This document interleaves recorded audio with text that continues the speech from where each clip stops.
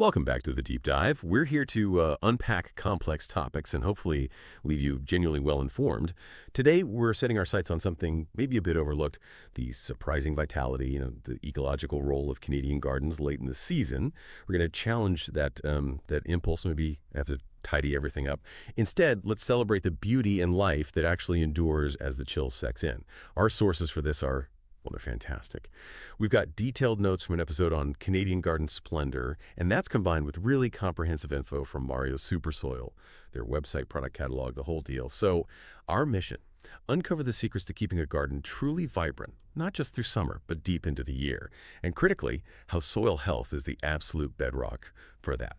Okay, let's dig into this. Yeah, and it's fascinating, isn't it? Because late season gardening, it's often underestimated. It's really not just about, stretching out the growing period a bit longer. It's more about understanding the garden as a whole, interconnected ecosystem throughout its entire annual cycle. And looking at it that way reveals just how crucial that fall period is for ecological health overall. It sets the stage for next year, supports life when things get scarce. It's important stuff. When I think late season garden, my mind kind of defaults to, well, the last dying gasp of the summer annuals, right? But our sources, they're suggesting there's this whole different kind of beauty that pops up as temperatures drop. What are some of those unexpected elements that really come alive in the Canadian fall and even into winter? Oh, it's a complete shift, a whole different palette, really. The sources highlight, we move past the big showy summer blooms. We start appreciating plants offering that essential fall color, unique textures. Think about late blooming asters, for example. They can give you this spectacular burst of purple or pink, maybe white, just when most other flowers are totally done, and they act as a really crucial nectar source for those late season pollinators. Right, yeah. And the notes also specifically mention the vibrant beauty of berries on shrubs. Yeah. Those aren't just decorative, are they? They seem like they really transform the garden space, add a whole new dimension of interest just as other things are, winding down. Mm-hmm. Absolutely. And those berries, beyond just looking good, they are a vital food source. Often life-saving, actually, for migratory birds getting ready for winter, or even for the birds that stick around overwintering in our climate. Plus, the structure of those plants. It provides essential shelter from the wind and cold, which kind of leads us to a really pivotal and maybe counterintuitive point about leaving plant material in the garden instead of that traditional, super meticulous clearing we often feel we have to do. Okay, that's really interesting. Leaving things be. It directly challenges those tidy gardener impulses so many of us have, doesn't it? Yeah. So what exactly is the source material telling us about the hidden benefits of embracing a little bit of garden mess? Yeah. This is where it gets really interesting, I think. It does. Because conventional wisdom, it often tells us, clear everything, make it look neat. Right. But our sources, and frankly, ecological science, tell a very different story. Leaving those spent flower stalks or fallen leaves, even the remnants of perennials, it provides essential habitat, shelter, for a whole host of beneficial insects. We're talking ladybugs, lacewings, lots of species of native bees, even butterflies and moths in the larval or pupal stages. They all need safe places to overwinter, to hide from the harsh weather, hide from predators. Wow. So if we strip everything clean, we're basically, evicting them, taking away their homes and food right before winter hits. That's actually a powerful thought, isn't it? So what looks like maybe just a bit of untidiness is actually proving to be a critical piece for a really thriving, healthy ecosystem, especially as winter approaches. It sounds like a pretty significant shift in how we should approach fall cleanup. Precisely. It's all about supporting biodiversity. And through really simple, natural methods. These insects, they play such an invaluable role in pest control and pollination come springtime. So by leaving some plant material, we're not just being, lazy gardeners. Wow. We're actively helping the health and resilience of our local environment. It really speaks to the idea that, nature often knows best. Okay, so we've got the importance of an undisturbed ecosystem above ground for those beneficial insects. Yeah. Makes sense. But just as vital for that sustained vibrancy, especially as the season cools down, is what's happening below the surface, right, in the soil. A truly thriving lake garden relies on a really robust soil foundation. And our sources point to how specific, well-formulated amendments, like the ones from Mario's Super Soil, play a starring role in that deep, hidden vitality. Oh, absolutely. A healthy soil foundation is, It's non-negotiable for plant resilience. It just is. As temperatures drop, plants face more stress frost, drier air, you name it. Good soil health is what lets them withstand those challenges, store energy, and produce those really remarkable late-season blooms and berries we were just talking about. It's like the ultimate support system. Makes plants tougher, more self-sufficient. Right. And when we sort of unpack what Mario's Super Soil is actually about, what do we find? Well, it's a proudly Canadian company, and they're dedicated to providing premium organic dry amendments. Now, for anyone maybe new to that term, a dry amendment, it basically means plant food in a granular solid form. You either mix it into your soil or just sprinkle it on top. And the key is it's designed to release nutrients slowly over time. What really seems to stand out about Mario's is their commitment, their unwavering dedication to natural ingredients. We're talking zero synthetic chemicals, none. Their whole philosophy, it seems, is about empowering growers, hobbyists, commercial farmers, everyone, to get healthier plants, bigger yields, and do it sustainably. And their product range looks incredibly versatile. They cater to growers of, well, pretty much anything, vegetables, fruits, flowers, or cannabis. And the fact that they're trusted by both home gardeners and commercial farmers, that really says something about the quality and effectiveness, doesn't it? Across different scales of growing. Okay, so this brings up a pretty crucial question then. Why specifically choose dry amendments over, say, the liquid fertilizers lots of people use? Our sources highlight some really compelling benefits here. That's an excellent question, and it really gets to the core of long-term soil health, I think. Mario's Super Soil, they claim higher efficiency than liquid fertilizers, saving you money. Now, this isn't just about cost savings, though that's nice. It's really a fundamental insight into how plants actually take up nutrients, especially when it's getting colder.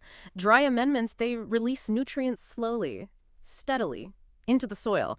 This lets plants kind of sip nutrients as they need them rather than getting force-fed with a big liquid flush all at once.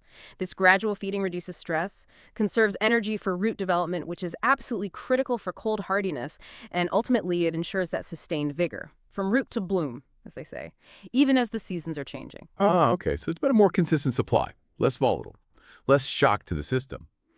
Our sources also state that their expertly curated blends take the guesswork out of soil preparation. Now, that sounds like a godsend for gardeners, like me sometimes, who feel, frankly, overwhelmed by all the soil science stuff. What specifically are the key things that let Mario stand out? How do they simplify things compared to other organic options, or maybe those liquid feeds? That simplification is a huge draw, no doubt. Many gardeners, they find mixing custom soil blends really daunting. Mario's basically takes that burden away. They offer balanced, pre-formulated blends, designed to deliver comprehensive nutrition without you needing a chemistry degree. But for those who do want to dive a bit deeper, understanding that foundational concept of NPK, nitrogen, phosphorus, potassium that becomes even more critical in the late season, those ratios, they just tell you the percentage of each primary nutrient. For instance, plants that are winding down for winter, they need less nitrogen. Nitrogen promotes leafy growth, which is susceptible to frost. Instead, they often benefit from a boost in phosphorus and potassium. For root strength, disease resistance, cold tolerance, this shift in needs is exactly what a product like Mario's Flower Power, with its 2:6:4 ratio, aims to support. It ensures plants aren't just surviving, they're actually fortifying themselves. And it's great that they even provide educational resources like that What is NPK guide for people eager to learn more. Yeah, that's fantastic that they offer that kind of support. It makes it less intimidating. So just to give you a really concrete idea of their approach, let's maybe highlight a few of Mario's Super Soil's best-selling products, show how they address these different needs with their range of organic dry amendments. Okay, so for general, balanced growth, they've got Level Up 333, looks like a good all-around nutrient package suitable for lots of different plants. Then, as you just mentioned, for focusing on blooms and fruit development, really crucial for those late-season berries we talked about, there's Flower Power 264, specifically formulated for high-yield flowers. And for a real powerhouse of micronutrients and those beneficial plant hormones, they offer Kelp Meal 104. That sounds like it boosts overall plant health and resilience. But beyond these core nutrients, they also have specialized products, things designed to truly enhance the soil ecosystem itself, like their endomycorrhizal inoculant. It boasts an impressive 8,000 spore per gram, apparently. It actively enhances root growth and nutrient absorption by creating this symbiotic relationship with the plant roots. It literally builds a stronger underground network, makes the plants way more efficient at grabbing nutrients and water.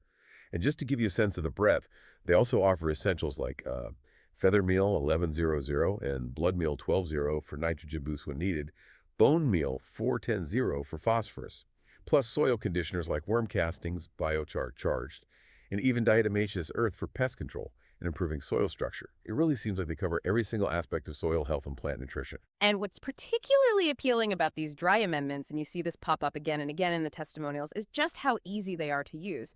Gardeners can, as one quote says, simply top dress with the dry amendments once a month and feed water only. That's it. It takes away so much of the daily fuss, the constant monitoring you might do with liquid feeds. Much simpler. It's also worth noting they mentioned Mario's Super Soil offers custom-sized bags, so you can actually tailor your order to your specific garden's needs, whether you've got, a couple pots on a balcony or a much larger operation. That ease of use you just highlighted, yeah, that's definitely a recurring theme. And it's important, right? These aren't just claims on a website. The proof, as they say, is in the pudding, or in this case, in the plants.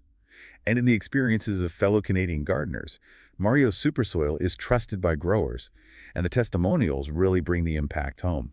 Like Lynn from Brantford, Ontario, she shares, "I made the move to Mario's Super Soil and couldn't be happier. It has made growing so easy. I just top dress with the dry amendments once a month and feed water only." That completely backs up the simplicity point you just made. Exactly. Simple and effective. Then you've got Joe from Calgary, Alberta. He raves about the value and the service. These products perform like no other, with prices that can't be beat, matched only by their amazing customer service and knowledgeable staff. Mario's Super Soil should be your one-stop shop for all your organic dry soil amendment needs. That's high praise covering product and the people. Good customer service matters, definitely. And finally, Katie from Mississauga, Ontario. She adds to this chorus. "The products and service is top quality. My plants and the rest of my garden has never looked so good. Happy, satisfied customer.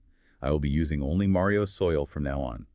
Hands down the best soil amendments in Canada." I mean, these are real people seeing real, tangible results in their own gardens across the country. And these real-world examples, they tie directly back to those core values we've been discussing, don't they? The effectiveness, the quality, that undeniable ease of use, and also the importance of supporting local Canadian businesses for sustainable growth in our own backyards. It's not just about getting bigger yields, though that's part of it. It's about cultivating healthier, more resilient gardens that contribute meaningfully to a healthier environment overall, especially as we learn to embrace and extend the growing season. Wow, what a journey we've taken on this deep dive, seriously. We've gone from truly appreciating that often overlooked yet pretty profound beauty of late-season Canadian gardens, understanding the deep ecological benefits of maybe leaving a bit of that mess behind for beneficial insects, all the way to seeing how specialized organic soil amendments, like those from Mario's Super Soil, can genuinely transform a garden's vitality from the ground up. This knowledge, well, it's now yours to consider. And this really raises an important question, I think, something for you, our listener, to perhaps mull over. How might embracing what we sometimes perceive as the mess of nature, and really fundamentally investing in the foundational health of our soil, how might that truly change our relationship with our gardens, and maybe even our wider local environment? Long after that last summer flower has finally faded, what small intentional change could you make starting now to support that late season life right outside your door and, in turn, build a more resilient, vibrant garden for all the seasons yet to come? Those are powerful questions to ponder, absolutely. Thank you so much for joining us on this deep dive today. We really hope these insights inspire you to maybe look at your own garden with fresh eyes, perhaps try out some new practices this fall, and just appreciate the enduring life that thrives even as winter starts to knock on the door. Until next time, happy growing.